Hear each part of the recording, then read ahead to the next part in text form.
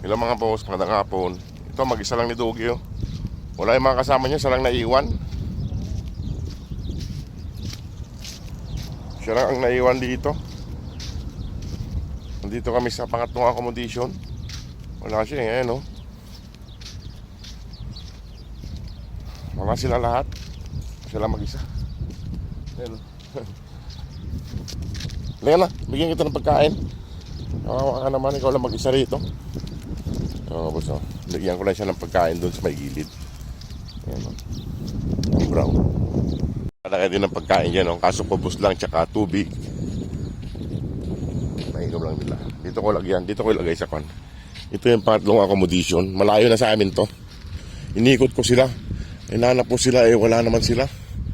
Ayan, oh. Ito lang mag-isa. Mag-isa lang niya. At dito ko lagyan ng pagkain sa may kwan. Sa may bandang gilid dito. Para makakain siya. At maraming damo rito. Ayan, oh. Dito ko ilagay ang pagkain niya. Dito banda.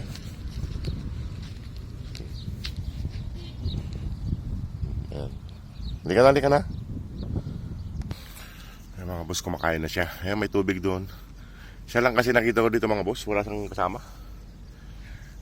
Layo na lang inikot ko. Mga namamasyal siguro sila. Ayan, oh. Gutom na gutom siya. Hindi nagpapahawak yung mga boss. Medyo mailap pa siya. Ayan, oh. Ayan siya. Dito yan sa pangatlong accommodation.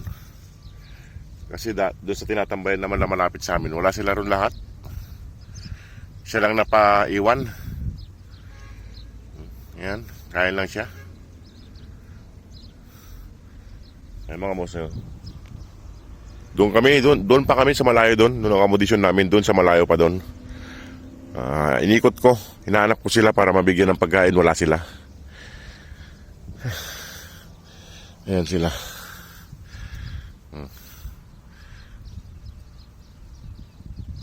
Siguro iwanan ko na lang dito, mga boss, siya para ikutin ko pa.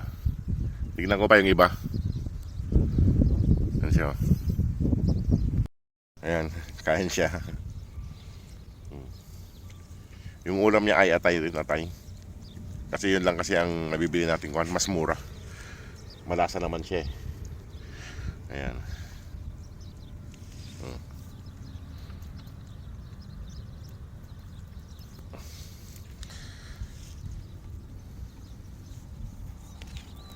Ayan siya.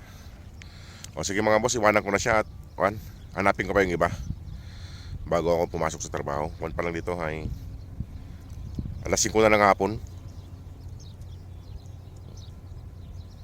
Para hindi na siya sumunod. Kasi sumusunod dyan sa akin, eh, kung saan ako pupunta, eh. Ayaw naman magpahawak. O sige, mga boss, at ako'y mag-iikot-ikot muna. Sige, mga boss, salamat po. God bless.